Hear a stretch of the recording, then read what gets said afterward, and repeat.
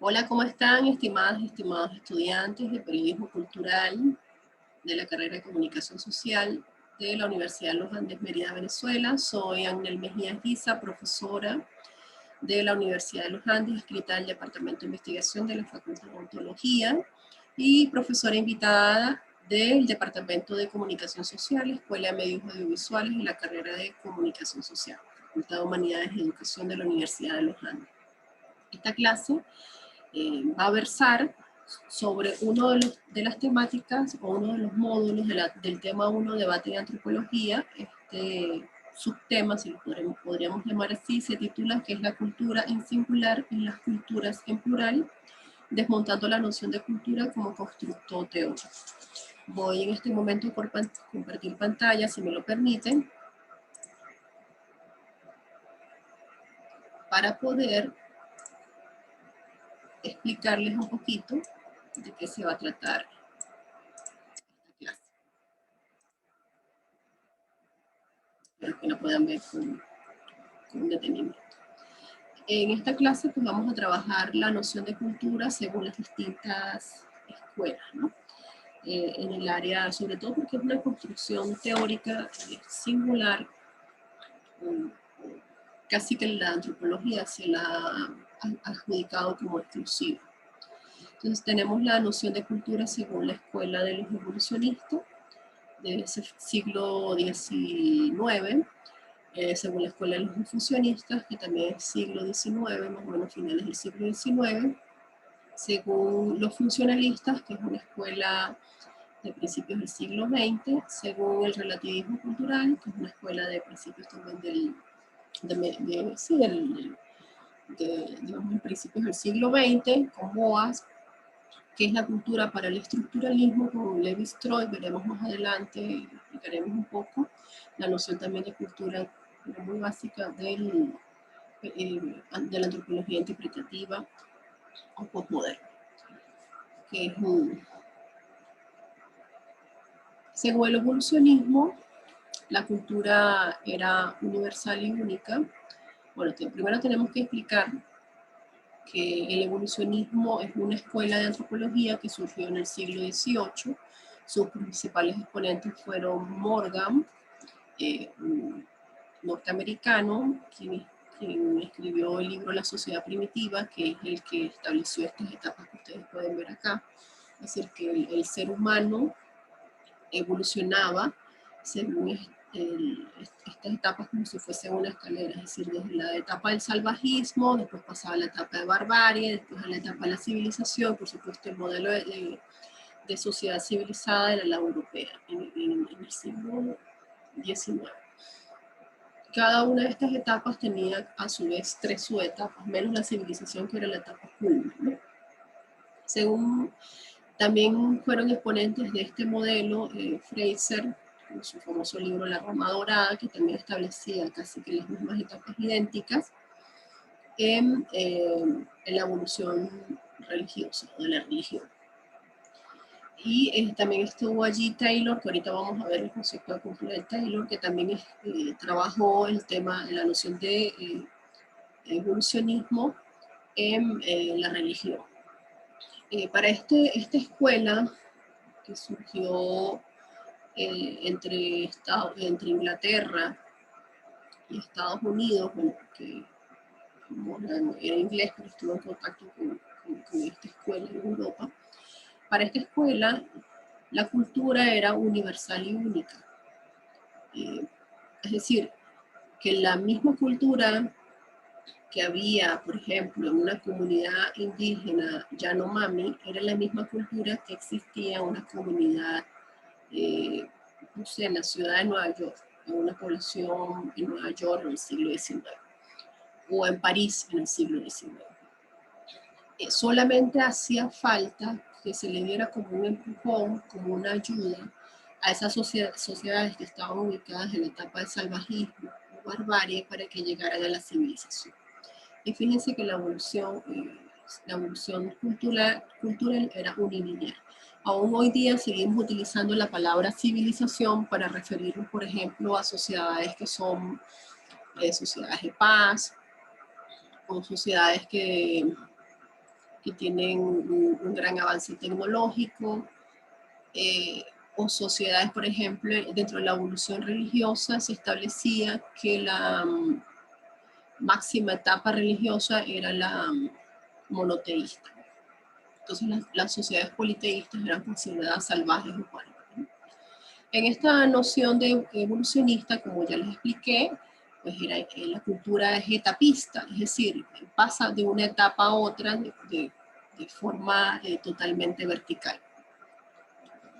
También era analizable y catalogable, así como, recuerden que en esta época también estaba en boga el positivismo, que fue como un paradigma que estableció Augusto Comte en Francia, que también hacía una división de las ciencias, ¿no?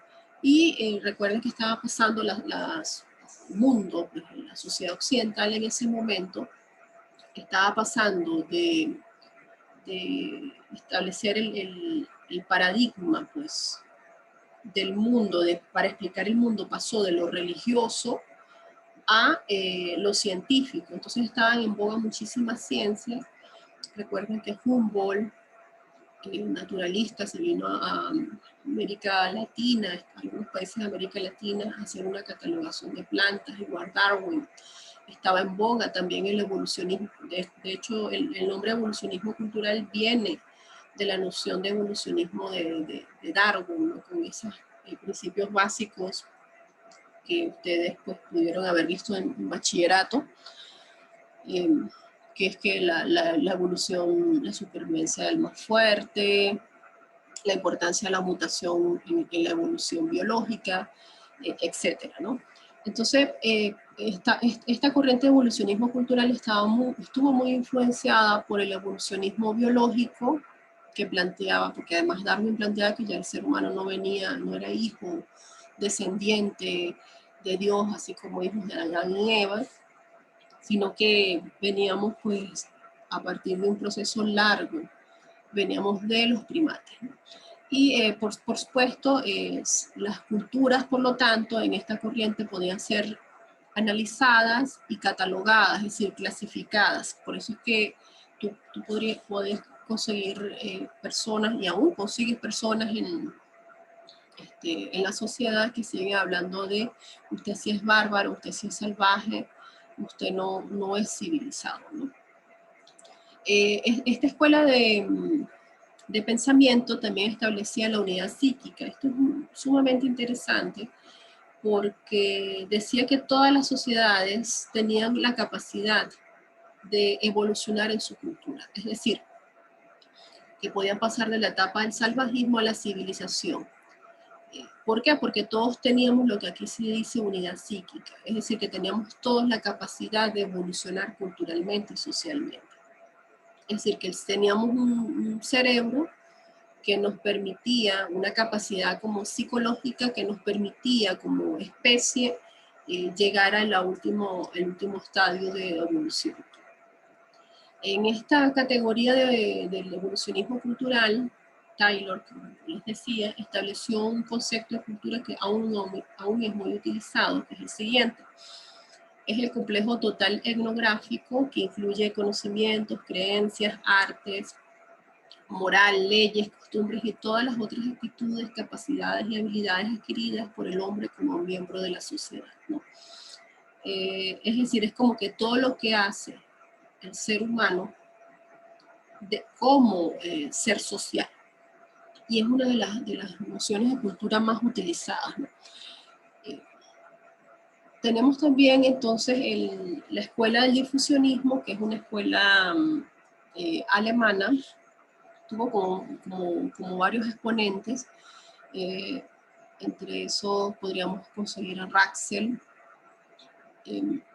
a Smith y Schmidt, el padre Schmidt, que son distintos porque Schmidt era hiperdifusionista y el padre Schmidt, quien hizo trabajo de campo en África, era difusionista y estableció la noción de campo cultural.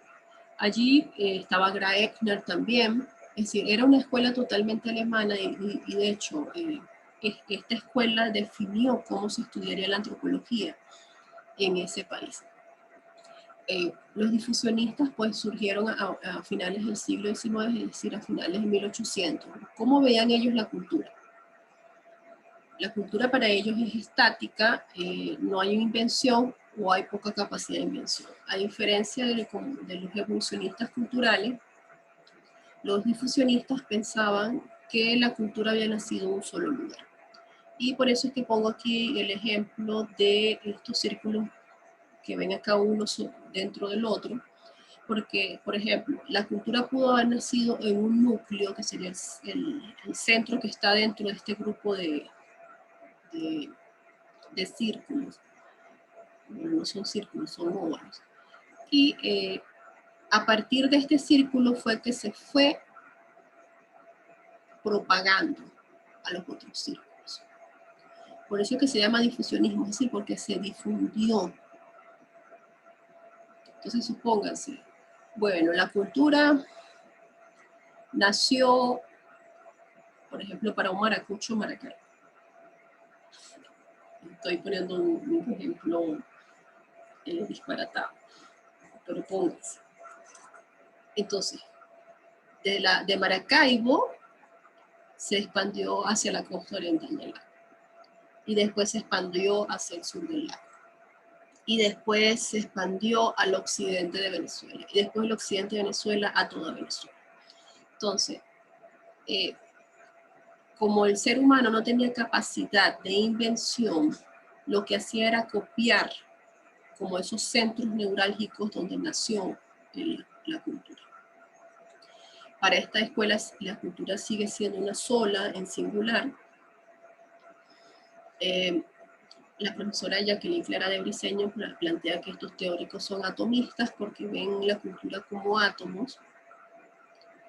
Y las similitudes en las etapas evolutivas que expliqué en la lámina anterior es por la transmisión de elementos de otras culturas. Entonces, esta gente establecieron como las áreas culturales o los círculos culturales, los Kreiskultur, como las llamaron en Alemania, y hacían como modelos, ¿no?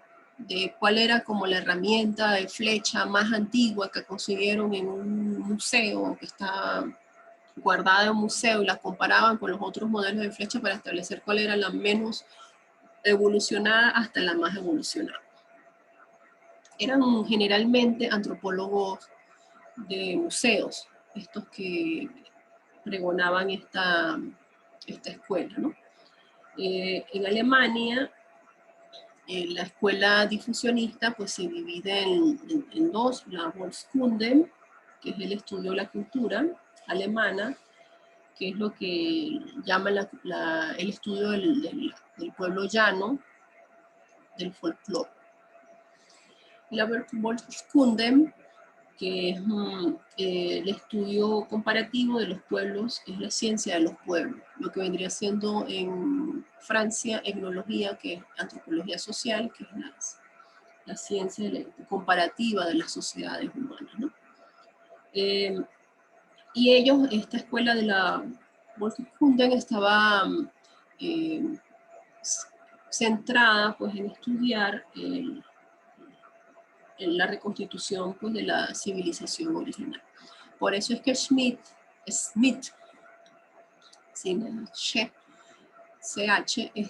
por eso es que Smith decía que la cultura había nacido, por ejemplo, en Egipto o en una zona en Asia, por allá por el río Amarillo, en el Tigris, porque eran las sociedades como más evolucionadas que habían conseguido hasta esa época que ellos habían vivido. Entonces, todo esto pues se mezcló con lo que planteaba también Taylor como supervivencias, que eran como esos elementos que se conseguían en algunas sociedades que lo consideraban arcaico. Él los llamó supervivencia, ¿no? Survival. Entonces, el elemento de la Volkskunde y Volkerkunden, es decir, la ciencia del estudio de las sociedades de forma comparativa, el estudio de la ciencia del pueblo, hizo que se dividiera o se planteara la noción de cultura en dos categorías, ¿no? La cultura así en singular, que muchos las confunden con bellas artes, está relacionada con la civilización, y el folclore o la cultura popular, que sería como el Volkskunde o los supervivencias, ¿no? Fíjense que hoy día todavía ustedes consiguen programas en el Ministerio de Cultura en Venezuela que promocionan, por ejemplo, los grandes museos y los siguen considerando como bellas artes, dividido de los programas que hablan de las tradiciones culturales y de las bellas artes, ¿no? Esto es un elemento sumamente interesante e importante porque fíjense que tiene más de 100 años aún vigente. Es decir, que los difusionistas siguen siendo evolucionistas culturales. Estas dos escuelas, tanto el evolucionismo cultural como el difusionismo, siguen vigentes hoy en día. Para que ustedes entiendan, a veces cuando un periodista cultural no solamente es el que se dedica al organismo cultural, sino que también se dedica a todo un fenómeno social humano. Eso lo vamos a ver más adelante en esta materia. Bueno, ya les expliqué un poquito esto, que dividió la cultura en bellas artes, correspondiente a la civilización, y folclore, culturas populares, que son las consideradas culturas del pueblo. El funcionalismo es otra escuela que funcionó en Inglaterra. Su máximo exponente fue Wilhelm Malinowski, quien pues él viajó hasta Papúa Nueva Guinea, donde escribió su famoso libro Los Argonautas del Pacífico. Bueno, ese trabajo de campo le permitió escribir posteriormente el libro Los Argonautas del Pacífico Occidental, y es uno de los grandes héroes de la historia de la antropología occidental. Es interesantísimo porque Malinowski plantea como una de las primeras teorías científicas de la cultura, y de hecho así se llama ese libro que plantea esto. En esta escuela, para Malinowski, la antropología no puede ser histórica, es decir, diacrónica, no puede establecer la genealogía de los fenómenos, sino que es sincrónica, es decir, que estudia los hechos en este lugar y en este momento. Para Malinowski, en toda sociedad el ser humano satisface sus necesidades, y hay dos tipos de necesidades: las necesidades orgánicas o básicas. ¿Cuáles son las necesidades orgánicas y básicas? Usted no puede, es decir, que son las necesidades que usted tiene que cubrir, porque si no las cubres puede fallecer, puede morir. Comer, beber, agua o líquidos, dormir es una necesidad básica. El sexo es una necesidad básica, porque sin la sexualidad no se puede reproducir la especie, y bueno, otras más. Pero Malinowski nos cuenta en este libro, en la teoría científica de la cultura, que también el ser humano ha creado como otras necesidades que él llama secundarias, que son culturales derivadas o imperativos, ¿no? Fíjense que no solamente es comer, sino que usted necesita comer. Usted puede sentarse en una piedra y comer, pero no, nosotros hemos creado una serie de necesidades sociales que nos indican que debemos comer de una forma sentados en una mesa.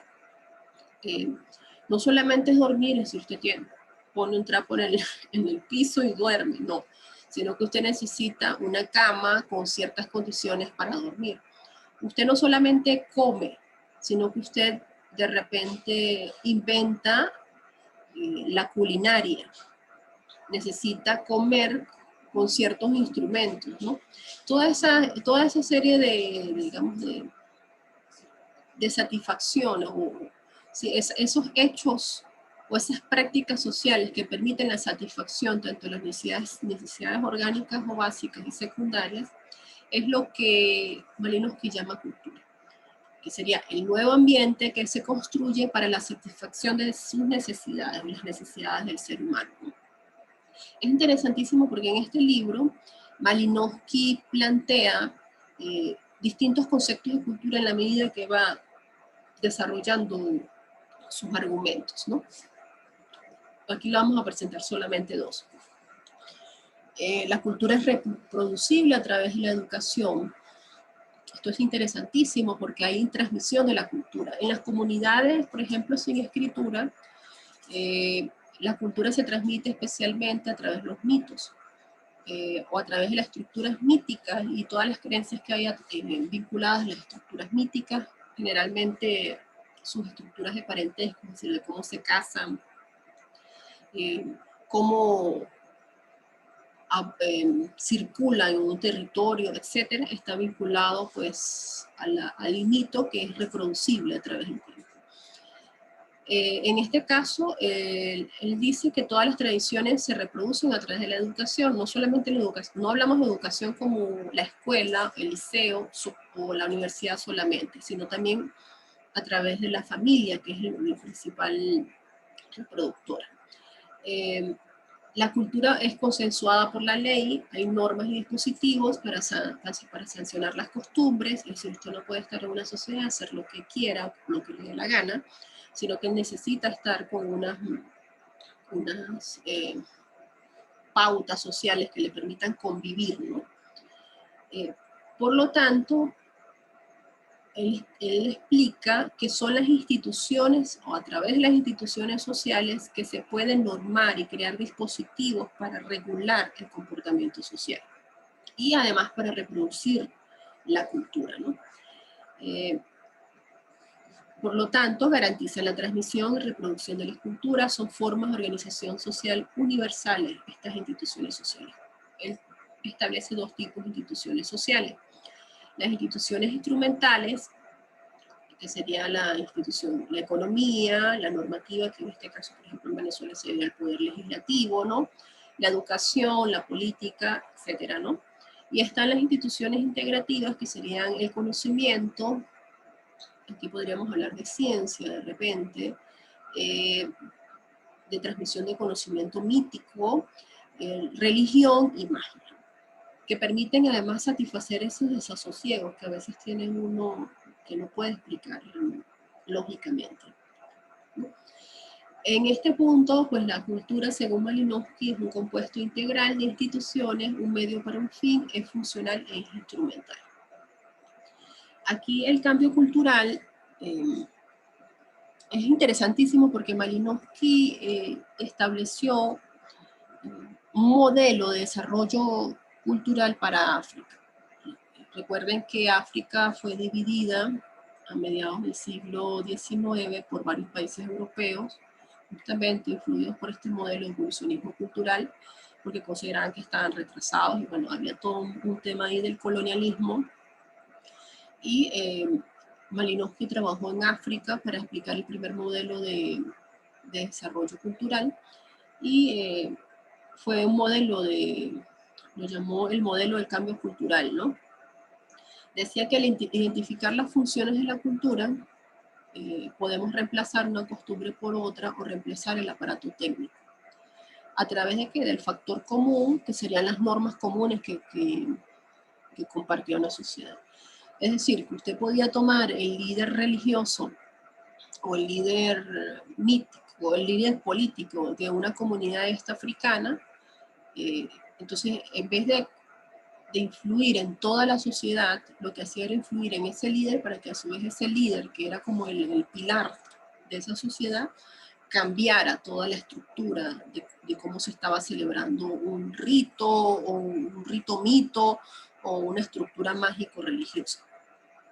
Es interesantísimo todo esto que le estoy explicando porque fíjense que la cultura no tiene una sola noción, no tiene un solo concepto, sino que tiene varias nociones y conceptos de acuerdo con la escuela.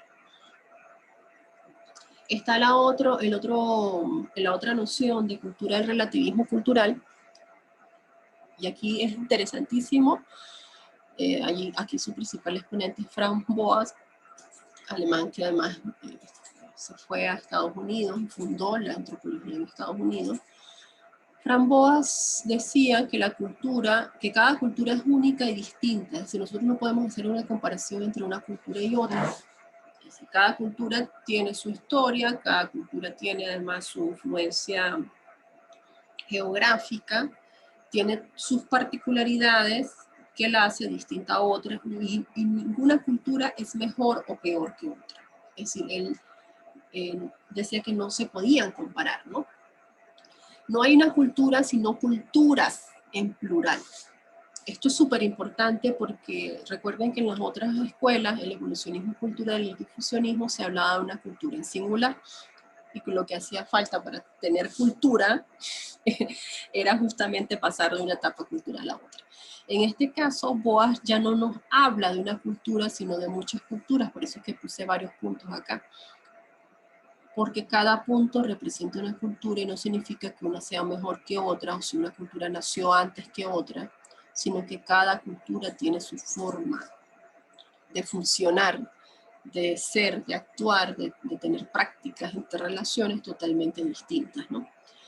El relativismo cultural o particularismo histórico, como también se conoce a esta escuela, tiene un método inductivo que pasa de lo concreto y singular a lo general. Las otras, fíjense que las otras escuelas eran al revés, era un método deductivo. Es decir, que ibas de lo general a lo singular o concreto. Es decir, ya tenías el modelo armado en la cabeza para poder hacer el análisis de lo concreto, ¿no? En este caso no, tú partes de lo concreto singular, de lo que está pasando en una sociedad concreta, para después ver, interrelacionar si se puede interrelacionar. Esto es sumamente importante porque cuando ustedes como periodistas o comunicadores sociales estudian un fenómeno en una zona particular, tienen que tomar en cuenta el tema del relativismo cultural. No podemos estar diciendo que un fenómeno que es entendido, que una situación, un fenómeno que es practicado de tal manera en una comunidad es mejor o peor que lo que se practica en otra comunidad. Entonces es importantísimo deconstruir todas esas nociones que tenemos en la cabeza y que digamos, que han sido transmitidas socialmente de acuerdo con nuestra cultura para poder llegar al papel de traductores culturales. Que en el fondo el periodista en gran parte de su vida nosotros lo que hacemos es recoger las opiniones, las informaciones, los datos que generan otras personas para nosotros poder transmitirlo, así sea que hagas periodismo de opinión, ¿no? En el estructuralismo, la cultura, bueno, primero comenzar que el estructuralismo es una corriente que nació en la lingüística, hubo una relación entre estos lingüistas que fundaron el estructuralismo más o menos a mediados del siglo XX. Claude Lévi-Strauss, que es otro antropólogo francés, trabajó también el estructuralismo. Trabajó con estos estructuralistas, lingüistas estructuralistas, y adaptó el estructuralismo a la antropología. Básicamente lo que establece Lévi-Strauss es que todas las sociedades tienen una estructura social que se puede estudiar a través, como si fuese un lenguaje, pues. Eso lo probó muy bien en sus estudios sobre parentesco, que hizo en Asia, en algunas zonas de Brasil, donde hizo un trabajo de campo, y que estas estructuras de parentesco se podían estudiar como si fuesen una lengua de forma interrelacionada. Entonces, para el estructuralismo, Lévi-Strauss, la cultura es una noción, es una herramienta metodológica para circunscribir en tiempo y espacio la investigación. Esto es muy interesante porque ella no habla de cultura como si fuese un ente abstracto que nos domina a todos y a todas, o de culturas como si tuviese un alma inmanente, ¿no? Sino que establece que es una herramienta metodológica para el científico social para delimitar en tiempo y espacio una investigación. Entonces yo voy a estudiar la cultura del chama durante la pandemia del COVID-19. Yo estoy estableciendo en tiempo y espacio esa investigación y estoy delimitando la noción de cultura, estoy delimitando la noción de cultura lo que yo quiero investigar, ¿no? Voy a dejar de compartir pantalla para explicarles que en este módulo hay un texto de Eduardo Restrepo, que es un capítulo que se llama La cultura y la imaginación antropológica, del libro Intervenciones en Teoría Cultural. El profesor, como dije, Eduardo Restrepo, de la Pontificia Universidad Javeriana, que él sistematiza de una forma más general los modelos de la noción de cultura, ¿no? Habla de cultura como isla, que es lo que plantean los evolucionistas culturales y los difusionistas, incluso Malinowski. También habla de la cultura como encrucijada, y la cultura como trama, como texto, que es la postura de la antropología interpretativa de Clifford Geertz, más o menos la década del 70 en adelante, de 1970 en adelante. Y la cultura como encrucijada, que la desarrolla principalmente García Canclini. Entonces es un texto sumamente didáctico para que ustedes puedan trabajar esta noción. Generalmente en estos modelos que les estoy planteando, el cambio cultural, es decir, cuando una sociedad cambia, se ve como una pérdida por la imposición de una cultura ajena. Fíjense, les voy a poner un ejemplo ya para cerrar esta clase. Hace más o menos 5 años estuve haciendo trabajo de campo en etnografía en la fiesta de los vasallos de la Candelaria, en la parroquia que han elegido, que se hace el 2 y 3 de febrero. En esa época, recuerden que la Candelaria tiene como 3 tiempos, ¿no? Hay un tiempo católico, que es la misa, la procesión de la Virgen. Hay un tiempo que es indígena, como explica Jacqueline Clara de Briceño, que es el 2 en la tarde, cuando los vasallos le hacen unos bailes de la agricultura en la plaza, a la Virgen la ponen frente a la iglesia, y los vasallos le hacen un baile frente a la plaza. Y hay un tercer tiempo, que es un tiempo africano, porque allí hubo, como eran las zonas de hacienda, esas zonas de zumba, se trajeron esclavos a esa zona, y se estableció pues una cultura negra que se fusionó, se mezcló pues con lo que había allí, pues, comunidades indígenas y comunidades europeas, producto del proceso de colonización. En ese tercer tiempo, que se practicaba el 3 de febrero, se hace el baile del gallo, que en la década de los 60, 70, se sacrificaba un gallo, pues se hacía el juego del gallo, que tiene unas ciertas especificidades, y se sacrificaba el gallo. Este rito está mejor descrito, que no me da chance de describirlo acá, en el libro Dioses en Exilio, que se puede conseguir totalmente digital en la Fundación Editorial El Perro y la Rana, en la página web. Cuando yo fui, el rito, había todo un dilema, porque las mujeres estaban exigiendo, y de hecho las coplas a la Virgen era exigirles que ellas querían participar de ese baile.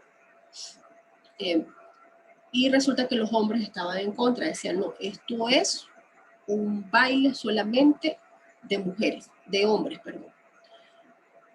Y había todo un reclamo, porque se empezaron ya a vestir el niño, nace vasallo, generalmente se lo dan a la Virgen, se lo ofrecen a la Virgen si tiene por un asunto de enfermedad, si tiene un embarazo sano, y si el padre es vasallo, el hijo es vasallo también. Entonces, lo que les quiero decir es que en ese momento, cuando hablé con el capitán de los vasallos de la Candelaria, él me decía que ellos querían optar a que esa cofradía, ese mito-rito, pasara a ser patrimonio de la humanidad, así como son los diablos danzantes de Corpus Christi, ¿no?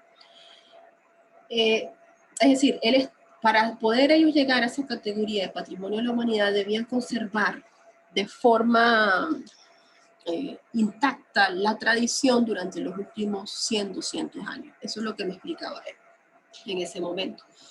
Entonces vemos allí que el cambio cultural se ve como una pérdida, y esa pérdida no permite la transmisión de la tradición. Por lo tanto, no puede considerarse una tradición pura, por llamarlo de alguna manera. Otro de los elementos que estaba cambiando es que querían ya sacar el ritual del gallo, es decir, el ritual de herencia africana de la fiesta de la Candelaria.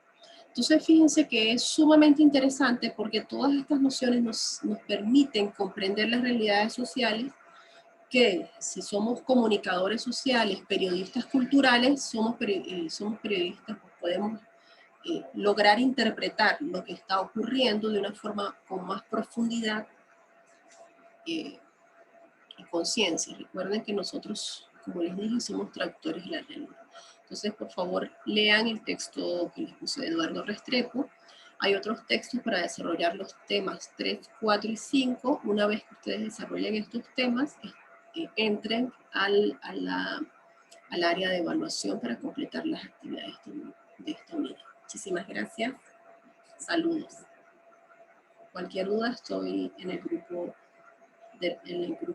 de WhatsApp que vamos a crear.